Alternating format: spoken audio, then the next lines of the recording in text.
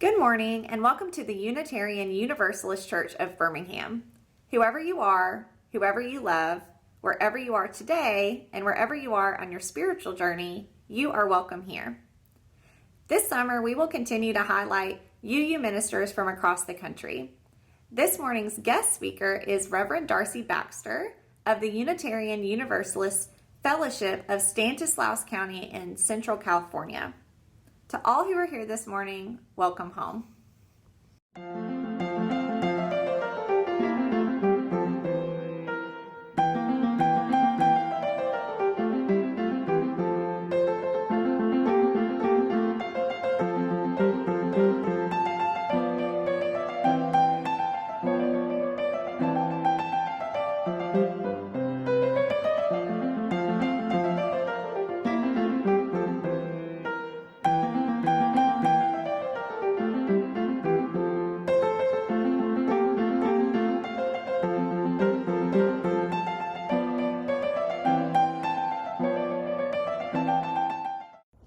Hi, I'm Alice Wester, Executive Director and Founder of Youth Towers Incorporated, which is a continuum of care working to prevent and end homelessness for young people between the ages of 19 to 26 and younger if we have parental consent or if we have permission from the Department of Human Resources. The young people that we serve are many times coming from high-risk behavior, high-risk environments, and also from the Department of Human Resources system, such as DHR. These young people many times age out at 21 or emancipate out at 19, or young people who just don't have enough resources in order to be able to have housing stability. So guess what? We have transitional housing where young people learn their basic living skills and are able to transition into their own housing, which is called rapid rehousing, to whereas they're able to sign their own lease and have their own housing. Not only do we help with stability, housing stability, we also help young people to be able to keep and maintain their housing once they receive it. If we meet a young person and they may not need housing stability, but they may need job help, attaining employment, they might need help in writing resumes, or they may need help in just some of the basic living skills that many of us take for granted. So guess what? Youth Towers is there to fill in that gap. We are there to help that young people have the best possible life possible. Yes, we do have a website, www.youthtowers.org. You can reach us on our office cell at area code 205-234-9972, and we have a downtown office too. We assess the young person first. We see what those needs are, and then if we can't help them, guess what? We work with 43 other agencies that's under the umbrella of one roof. So guess what? We're not alone. You may see one person here advertising for help and assistance with young people 19 to 26 to prevent and end homelessness and younger with permission. But also we are a team. We collaborate with others. We work well with others. So help us help them stay off the streets. That's Youth Towers Incorporated, preventing and ending homelessness in our lifetime. Thank you for the opportunity.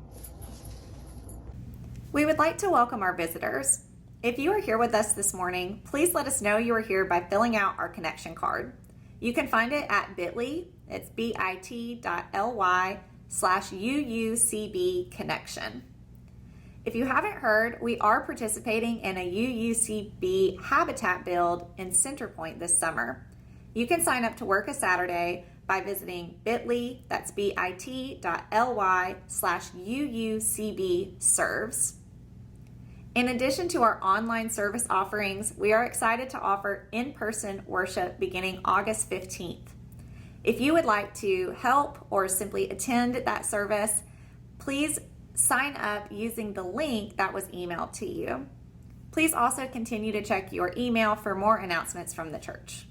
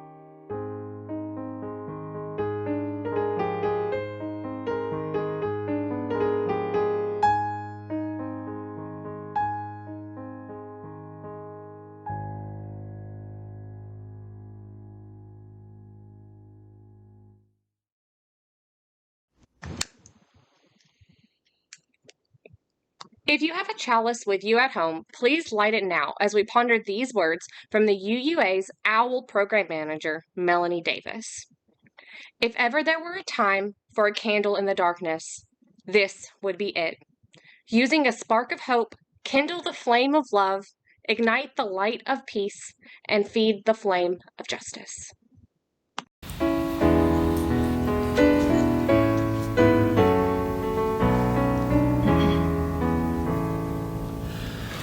Come sing a song with me. Come sing a song with me. Come sing a song with me, that I might know your mind. And I'll bring you hope when hope is hard to find. And I'll bring a song of love and a rose in the winter time. Come dream a dream with me. Come dream a dream with me. Come dream a dream with me, that I might know your mind. And I'll bring you hope when hope is hard to find. And I'll bring a song of love and a rose in the winter time. Come walk in rain with me. Come walk in rain with me. Come walk in rain with me, that I might know your mind. And I'll bring you hope when hope is hard to find. And I'll bring a song of love and a rose in the winter time. Come share a rose with me. Come share a rose with me. Come share a rose with me, that I might know your mind. And I'll bring you hope when hope is hard to find.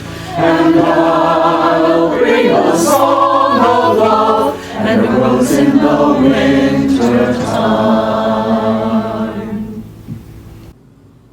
Our church is supported by those who call our church home, and by those who support the efforts of our church to change our world for the better.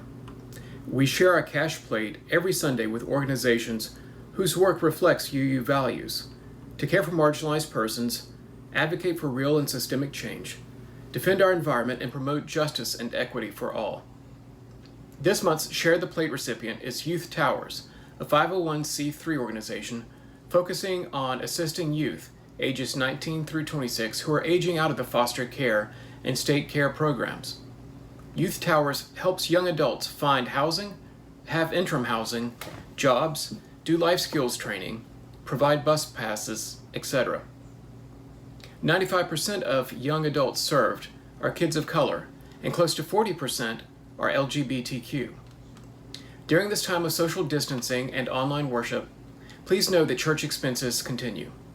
Therefore, we very much appreciate you continuing to pay your pledge or offer your donation by either mailing a check to the church office or using PayPal or Venmo. Our Venmo account is at UUCBHAM. Please designate whether your offering is for the church or Youth Towers.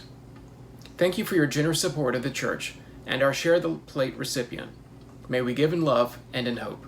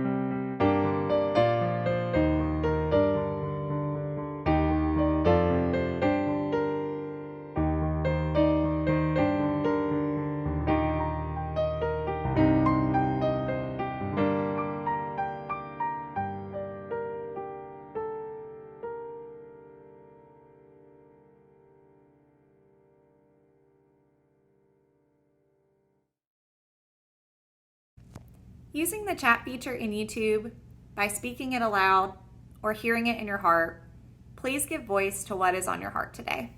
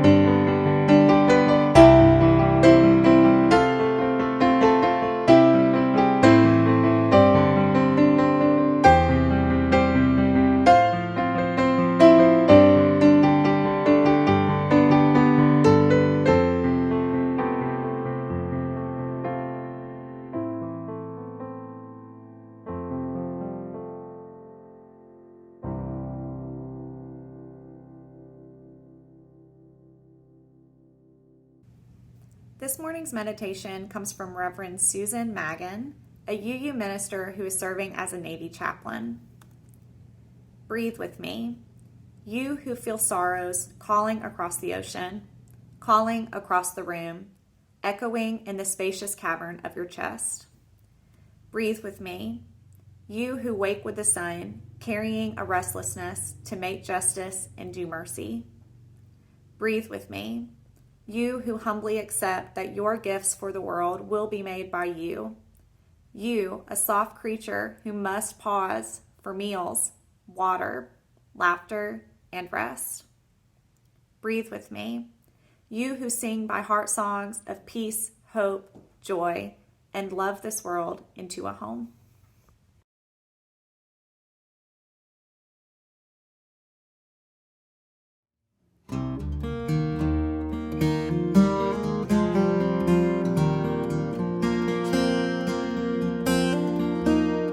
Leave time for the turning of the season.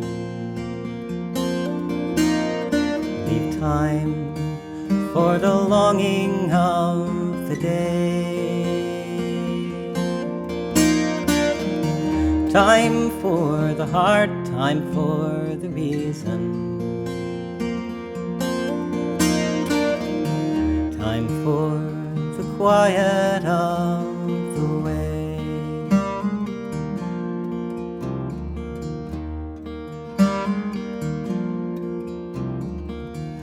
Come sit by my side and share a story, one of a love too deep to find, one of a sailor wending homeward, one of the echo of your mind. Leave time for the turning of the season. Leave time for the longing of the day. Time for the heart, time for the reason. Time for the quiet of the way.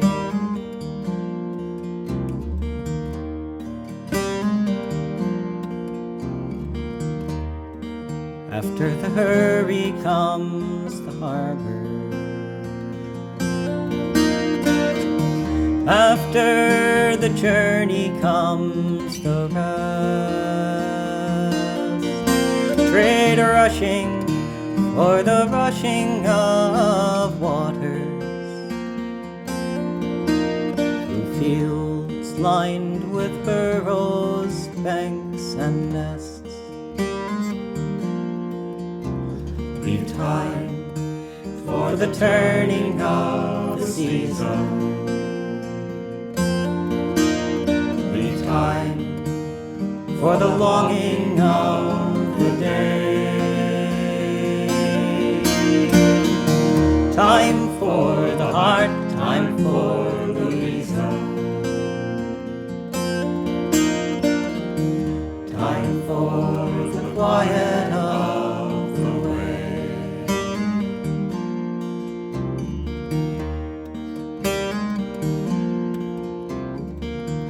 May all your travels bring you comfort. May all your loving give you some. May all your learnings leave you open. May all your rambles lead you home.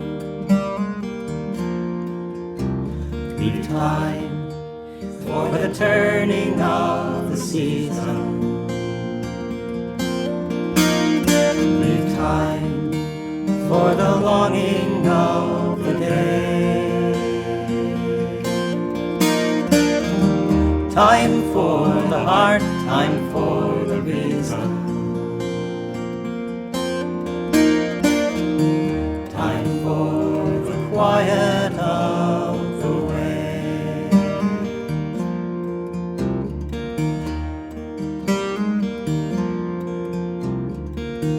Time for the quiet of the way.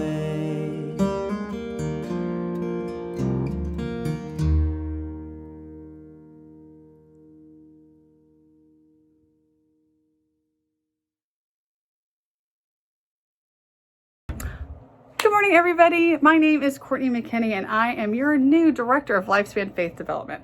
I'm so excited to be with you this morning, and I'm here to share with you a time for all ages.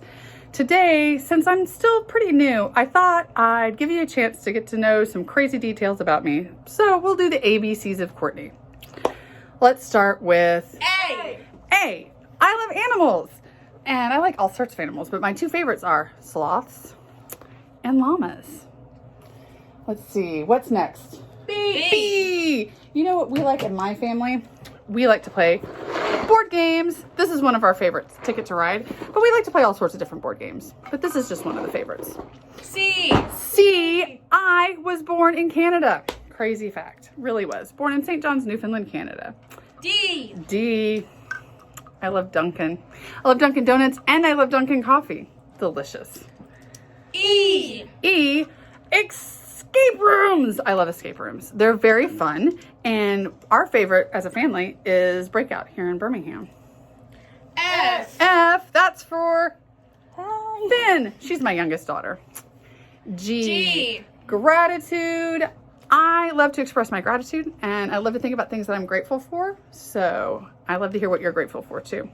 H. H. Home. So I'm not originally from Alabama. So my home where I grew up is Missouri. But home for me is also Alabama. So I have two homes. I. Intergenerational services. Those are my absolute favorite. I love to take part in those and I love to experience them. So they're some of my favorites. J. J. That is for James. This is my oldest. He graduated high school this year and he moved to Kansas City. So that's James. K. K. That's my middle kid. It's Catherine. L. L. I love to laugh. You've probably picked up on that a little bit. So feel free to tell me any jokes that you know. M.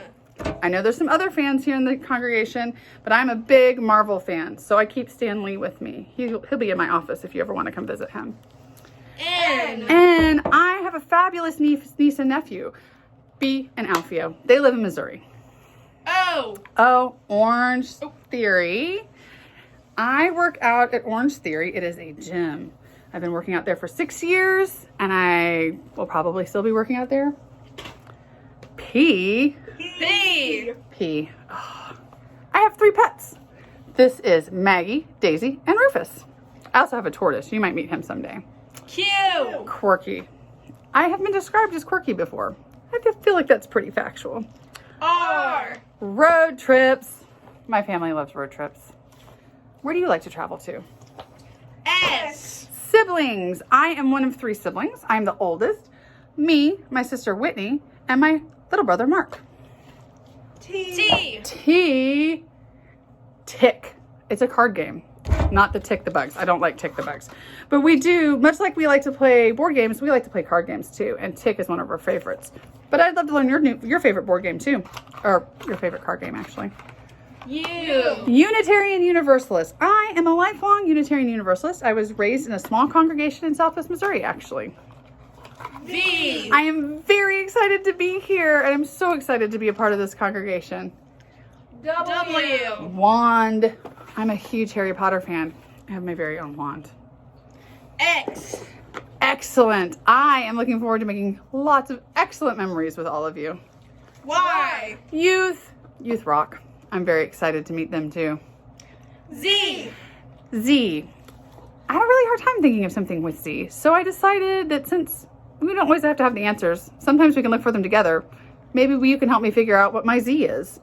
So let me know what you think my Z is. And while you're at it, why don't you let me know what your ABCs are too. I look forward to meeting you all soon.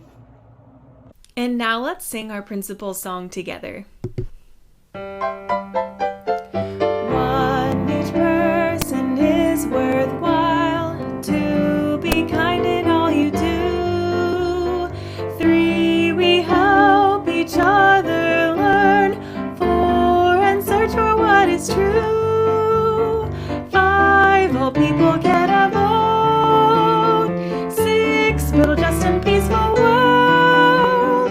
7, we take care of the earth. That will bring us back to me and you too.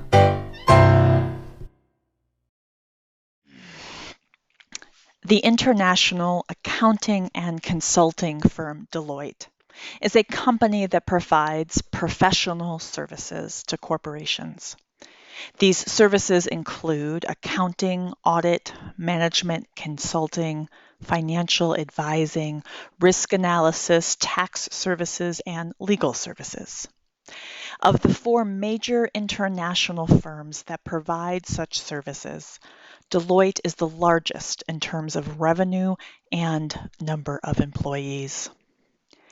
Not only is Deloitte a multinational corporation, it provides the services that enable other companies to be multinational corporations. Efficiency, productivity, and profitability are the pillars of their industry. Efficiency, productivity, profitability.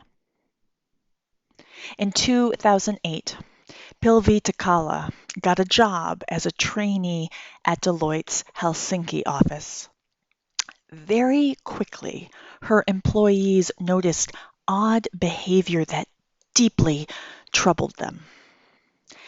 In the midst of the bustling work environment, often Takala would be found sitting motionless at an empty desk and just staring into space.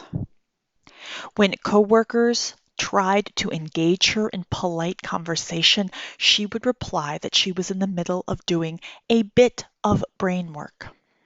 Or she would say she was working on her thesis.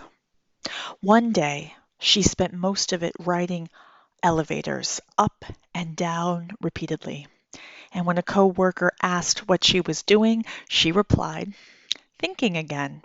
It helps to see things from a different perspective." Her fellow employees grew increasingly uneasy. A string of urgent inter-office emails were sent out about this new trainee and her with her very short hair. It turned out that these employees had unwittingly taken part in a performance art piece called The Trainee. Pilvi Takala is a Finnish artist who is known for videos in which she quietly threatens social norms with simple actions. Now, there is actually nothing very unusual about the idea of not working while at work.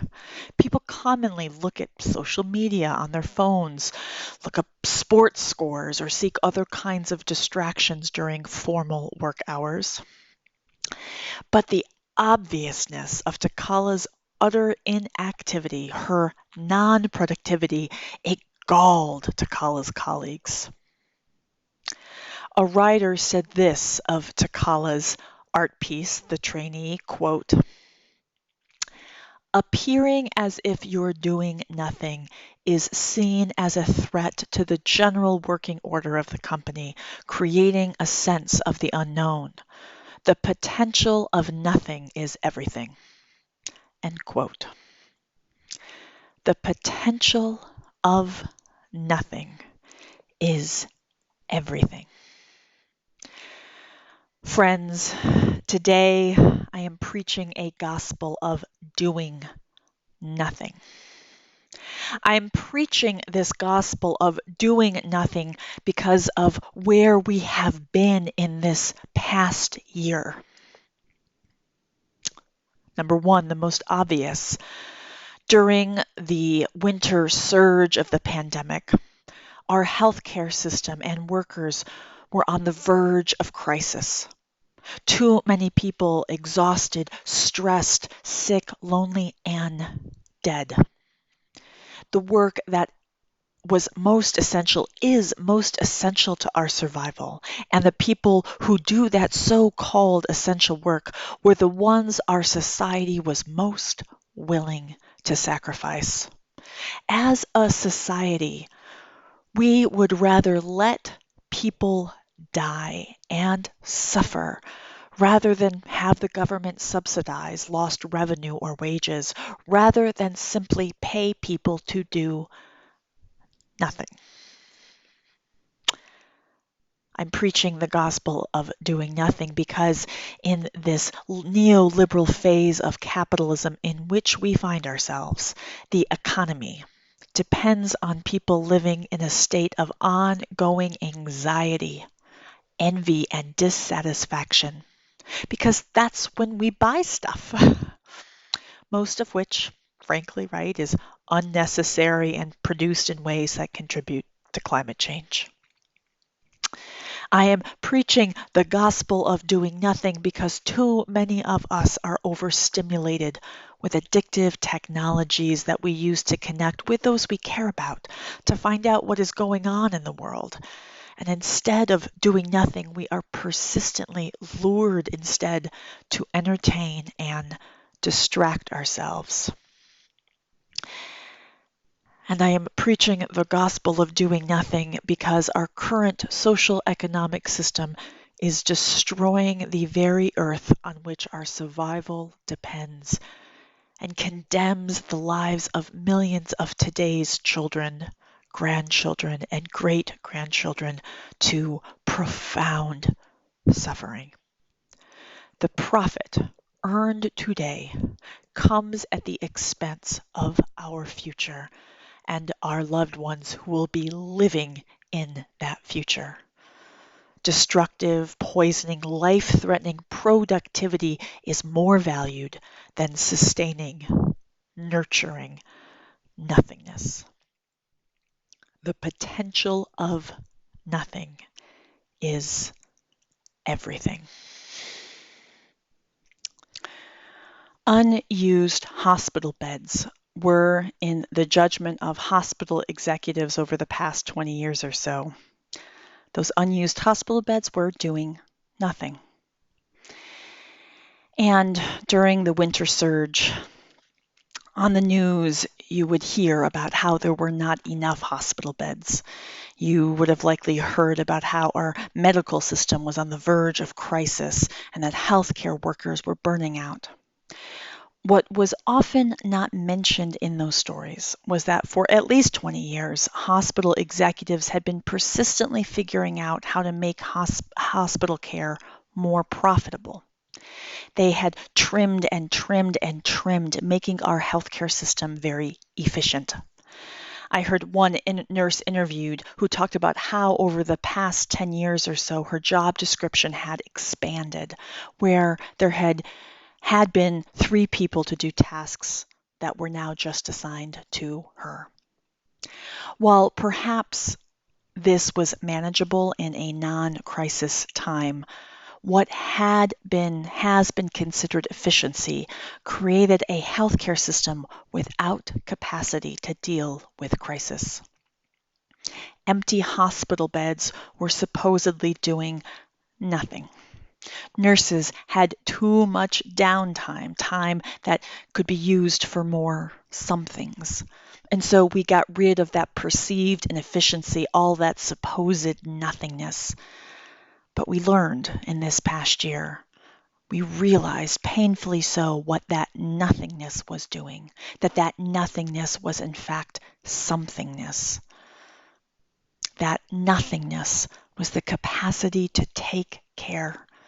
That nothingness was the community's ability to handle crisis and still take care of its people. The potential of nothing is everything.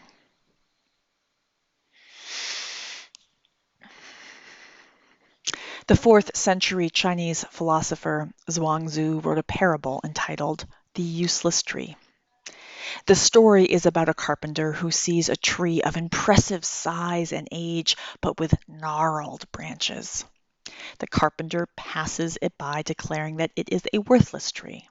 Soon afterward, the tree comes to the carpenter in a dream and asks, "Are you comparing me with those useful trees?" The tree points out to the carpenter that fruit trees and timber trees are regularly ravaged. Meanwhile, uselessness has been this tree's survival strategy. The tree says, "Uselessness has been of some use to me, for would I have ever grown this large?" There is a real-life useless tree, the last old-growth redwood left in Oakland, California. It's called Grandfather or Old Survivor. It's a miraculous 500-year-old holdover from the time before all the ancient redwoods were logged after the gold rush. Before 1969, most people believed that all of the old-growth trees were gone. But then a naturalist stumbled upon Old Survivor towering over other trees. Old Survivor is the useless tree. It sits on this steep, rocky slope that makes it very difficult to access. It has a twisted shape, and its 93-foot height makes it a runt compared to those other old-growth redwoods. Old Survivor survived by appearing useless to loggers as timber. The nothingness I am preaching about is in fact a somethingness. It only appears like nothingness in the context of the late-stage neoliberal capitalism within which we are so immersed. Jenny Odell writes in her book, How to Do Nothing, Resisting the Attention Economy, quote, "I want to be clear that I'm not actually encouraging anyone to stop doing things completely. In fact, I think that doing nothing, in the sense of refusing productivity and stopping to listen, entails an active process of listening that seeks out the effects of racial, environmental, and economic injustice and brings about real change. I consider doing nothing both as a kind of deprogramming device and as sustenance for those feelings too disassembled to act meaningfully. On this level, the practice of doing nothing has several tools to offer us. The first tool has to do with repair, Odell writes.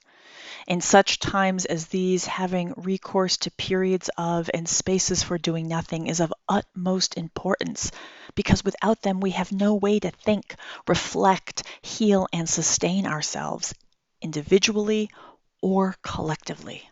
There's a kind of nothing that's necessary for, and at the end of the day, doing something. The second tool that doing nothing offers us is a sharpened ability to listen. To do nothing is to hold yourself still so that you can perceive what is actually there. The third tool doing nothing offers us is an antidote to the rhetoric of growth. In the context of health and ecology, things that grow unchecked are often considered parasitic or cancerous. Yet we inhabit a culture that privileges novelty and growth over the cyclical and regenerative. Our very idea of productivity is premised on the idea of producing something new, whereas we do not tend to see maintenance and care as productive in the same way. End quote. Doing nothing is necessary for doing something truly meaningful. Doing nothing sharpens our ability to listen and perceive what is actually there. Doing nothing is an antidote to the cancerous, parasitic paradigm of novelty and growth. The potential of nothing is everything. What I love about congregational life is that, as I understand it, our job is nothingness. I think church should function like Pivli Takala in her Deloitte office, like the hospital, the empty hospital bed in non-crisis times, and like the useless tree. The potential of nothing is everything. As we slowly emerge into these post-pandemic times, when there is this opportunity to shift and change what was so wrong before, please, friends, do not forget to do nothing.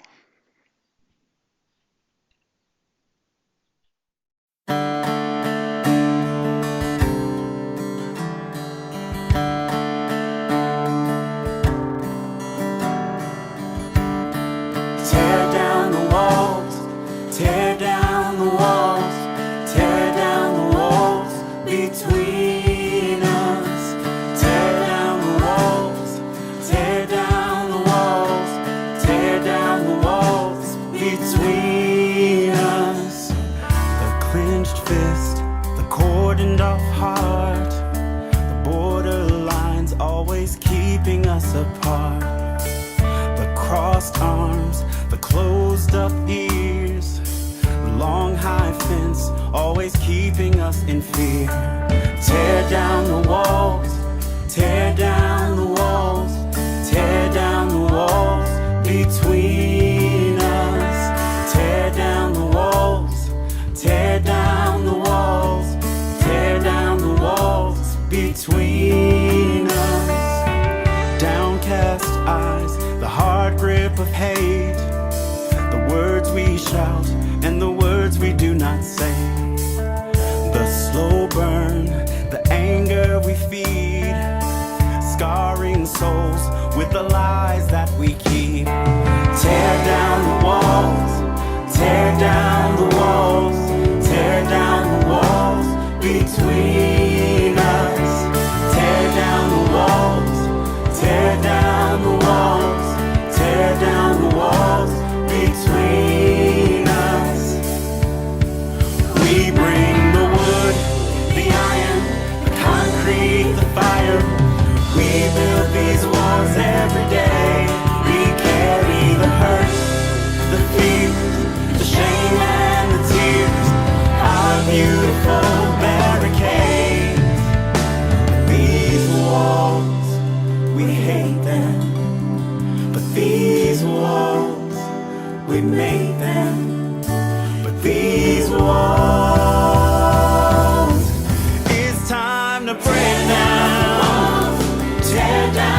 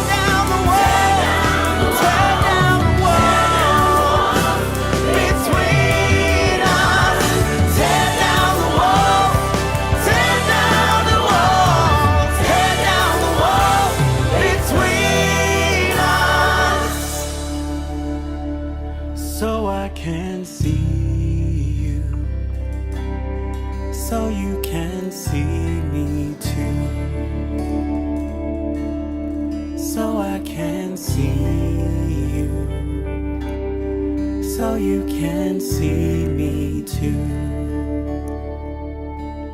So I can see you, so you can see me too.